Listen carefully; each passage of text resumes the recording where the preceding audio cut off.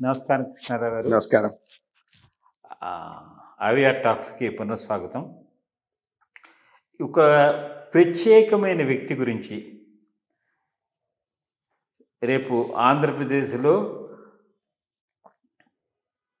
వచ్చే 5 ఏళ్ల వరకు ఈ రాజకీయ చతురంగంలో ముఖ్యమైన వ్యక్తి నా ఉద్దేశంలో ఈరోజు తెలుగుదేశం పార్టీ కానీ లేకపోతే ఎన్డీఏ అనే కూటమి కానీ ఏర్పడడానికి కారణం ముఖ్యమైన వ్యక్తి పవన్ కళ్యాణ్ గారని నిర్వివాదాంశంగా మనం చెప్పుకోవచ్చు.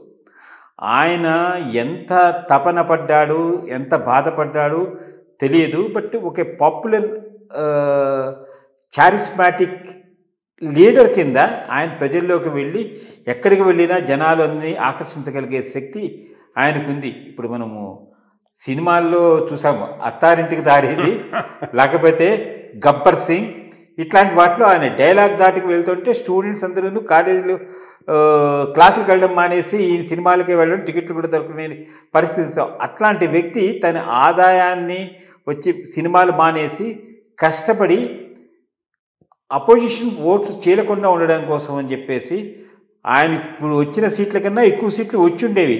కానీ ఒక మంచి భావనతో ఒక నిర్దిష్టమైన ప్రణాళికను రచించి ఆంధ్రప్రదేశ్ని భావితరాల వాళ్ళకి మార్గదర్శకంగా తీసుకెళ్ళడానికి ఒక కంకణం కట్టుకున్న వ్యక్తి మన పవన్ కళ్యాణ్ గారు. అన్యాయాన్ని, అరాచకాన్ని సహించాడు ఆయన. దానికి చరమగీతం పాడాడు, ఇంకా ఉపేక్షించడు అని మనం అందరం అనుకుంటున్నాం. బట్ ఈ కోయిలేషన్ పాలిటిక్స్ అంటే వీళ్ళ దీనిలో ఆయన ఏ విధంగా బిహేవ్ చేస్తాడు, మనకు సినిమాలో చూసినట్టు ఒక విధమైనటువంటి, ఎందుకంటే ఆయన ఒక డైలాగ్ వేస్తే అవతల వాళ్ళు టకా టకా టకా టకా మంది, అట్లాగా ఈ రాజకీయాల్లో ఆ దూకుడు పనికొస్తుందా రాదా, ఆయన ఏ విధంగా బిహేవ్ చేస్తాడు, మనం పెట్టుకున్న ఆశలన్నింటినీ ఆయన ఫుల్ఫిల్ చేయగలడా లేదా అనేటువంటి విషయం యాజ్ ఎ ఎందుకంటే ఆయన పొలిటికల్ కెరీర్ ఇప్పుడు స్టార్ట్ అవుతోంది. సో దీన్ని కరెక్ట్గా ఆయన తీసుకెళ్ళగలిగితే భవిష్యత్తులో ఆయన రాష్ట్ర రాజకీయాల్లో కానీ దేశ రాజకీయాల్లో కానీ ఒక ప్రత్యేకమైనటువంటి రోల్ ప్లే చేసే అవకాశం ఉంది. ఎందుకంటే మనం చూస్తుంటే లాస్ట్ 3-4 డేస్ నుంచి కూడాను ప్రైమ్ మినిస్టర్ గారికి పవన్ కళ్యాణ్ అంటే ఒక స్పెషల్ అప్రిషియేషన్ ఉంది for the role what he has played.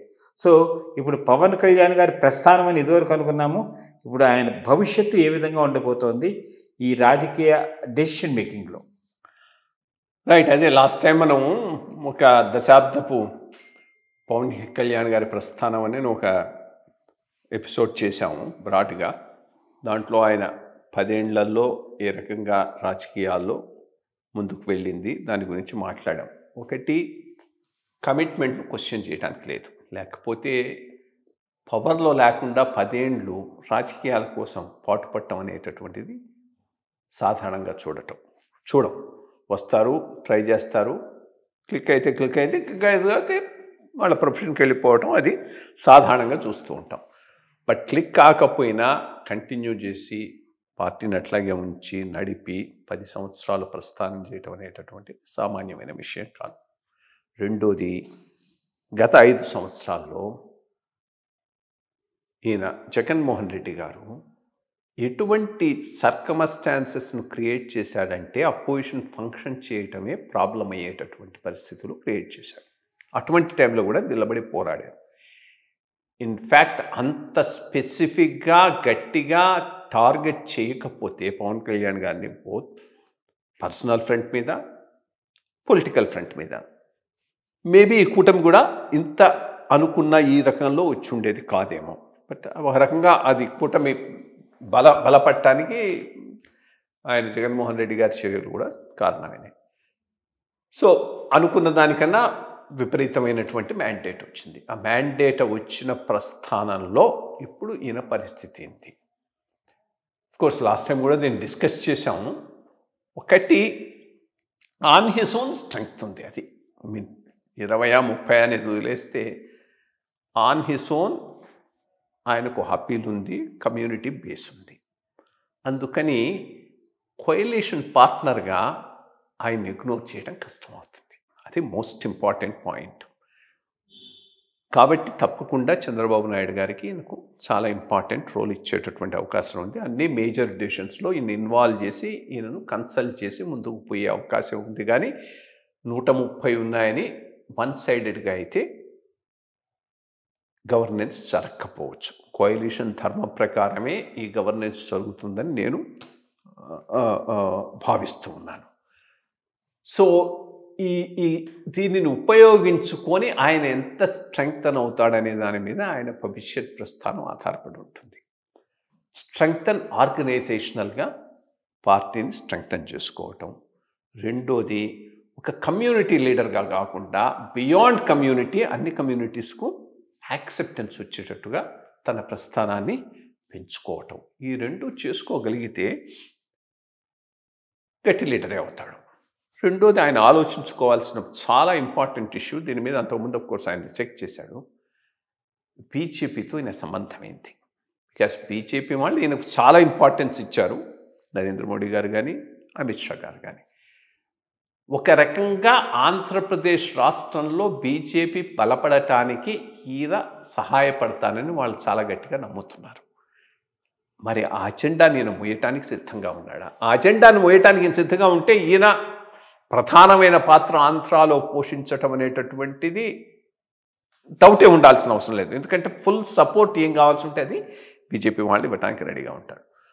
అది ఆయన పొలిటికల్గా డిసైడ్ చేసుకోవాలి. అది కానీ డిసైడ్ చేసుకొని బీజేపీ ప్రస్థానాన్ని ఆంధ్రప్రదేశ్లో ముందుకు తీసుకుపోవటానికి ఈయన నడుం కట్టుకోగలిగితే చాలా మంచి ఫ్యూచర్ ఆయనకు ఉంటుందని నేను నమ్ముతున్నాను. అయితే ఇప్పుడు రాజకీయంగా ఆయన ప్రస్థానం మొదలుపెట్టినప్పుడు ఆయన మళ్ళీ సినిమా రంగానికి వెళ్తారా, వెళ్తే జస్టిస్ చేయగలుగుతారా లేదా? మీరు ఇంతకు ముందరే చెప్పారు, చిరంజీవి గారు అట్లాగే చేసి ఆయన మొత్తం వదిలిపెట్టేసి వెళ్ళిపోయాడు ప్రజారాజ్యాన్ని. సో ఇప్పుడు మరి ఈయన అట్లాంటి చేసే తప్పిదం ఏమైనా ఉంటుందా? బట్ సర్కమ్స్టెన్సెస్ వలన మళ్ళీ ఫిలిం లైన్కి మళ్ళీ వెనక్కి వెళ్తాడా? అంటే ఎన్టీ రామారావు గారు చీఫ్ మినిస్టర్ అయిన తర్వాత ఆ సినిమా ఏది, ఐ థింక్ విశ్వామిత్రుడు చేసినట్టున్నాడు. పోతులూరి వీరబ్రహ్మం కూడా ఆయన చీఫ్ మినిస్టర్ అయిన తర్వాతనే చేశాడు. సో ఎగ్జాంపుల్స్ ఉన్నాయి, not just minister, deputy chief minister అయిన తర్వాత కూడా సెట్ల ముందుకు పోయినటువంటి వాళ్ళు అంతకుముందు మనకు ఉన్నారు.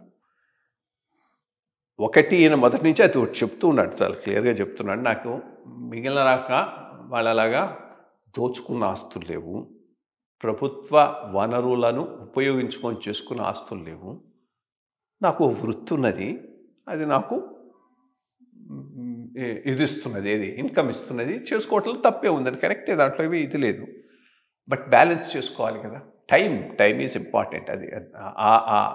అది ఫుల్ టైం అయితే దీనికి జస్టిస్ చేయలేరు, ఇది ఫుల్ టైం అయితే దానికి జస్టిస్ చేయలేరు. సో ఒకటి రెండు ఎప్పుడైనా ఆయనలాగా ఎన్టీ రామారావు గారి ద్వారా చేస్తే సరే, కానీ బట్ అది మెయిన్ యాక్టివిటీ కింద ఉండాలి అంటే మాత్రం కుదరదు. అది కాన్షియస్గా చేసుకోవాల్సినటువంటి డెసిషన్. బికాస్ ఈయనకు డెఫినెట్గా ఈజ్ యంగర్, మంచి ఫిలిం లైన్లో మంచి భవిష్యత్తు కూడా ఉన్నది. సో మరి దాన్ని ఎట్లా రికన్సైల్ చేసుకొని ముందుకు పోతాడనే చూడాల్సి ఉంటుంది. బట్ అది ఫుల్ టైమ్గా పెద్ద ఎత్తున అయితే కుదరదు. ఏదో ఒకటి రెండు ఇంకా కమిట్మెంట్స్ ఉన్నంత వరకు చేసుకుంటానంటే ప్రాబ్లం ఉంటుంది. అలాగే అయితే ఆయన సహజ నటనతో విభిన్న పాత్రల్ని మరి వెండి తెర మీద చేసినట్టు రాజకీయ చదరంగంలో కూడా ఆయన అందరినీ మెప్పులు పొందుతారని ఆశిస్తూ మళ్ళీ కలుద్దాం. Thank you.